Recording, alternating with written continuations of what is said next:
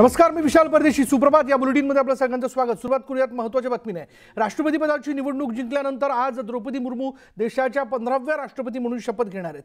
सरन्यायाधीश NV रमण हे मुर्मू यांना राष्ट्रपती पदाची शपथ देतील आणि यावेळी त्यांना 21 तोफांची सलामी दिली जाईल.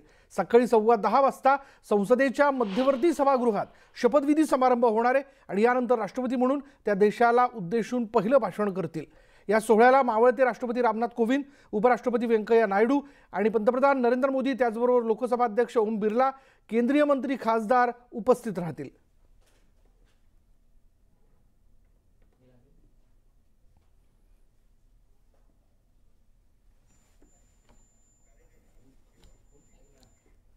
द्रौपदी मुर्मू यांचा एक थोडक्यात परिचय आपण करून घेऊयात.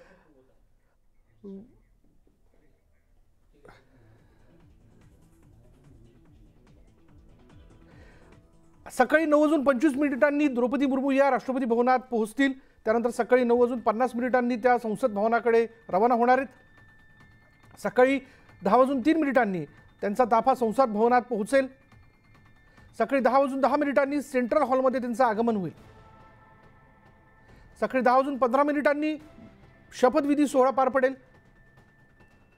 10:20 नवीन राष्ट्रपतींचं पहिलं भाषण असेल.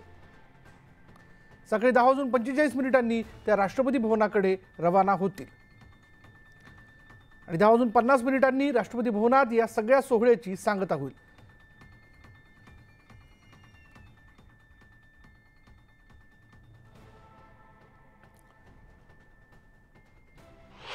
द्रौपदी मुर्मू यांचा थोडक्यात परिचय आपण जाणून घेऊयात. 20 जून 1998 रोजी ओडिसाच्या मयूरभंजमध्ये त्यांचा जन्म झाला.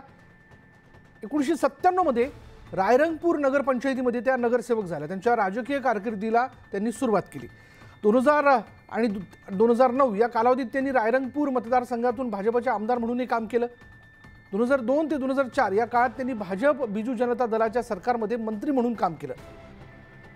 2007 मध्ये सर्वोत्कृष्ट आमदार म्हणून नीलकंठ पुरस्कारानं त्यांना सन्मानित करण्यात आलं.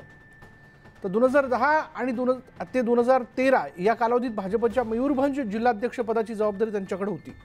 तर 2013 ते 2015 या कालावधीत अनुसूचित जाती मोर्चाच्या राष्ट्रीय सचिव म्हणून देखील त्यांनी काम बघितलं.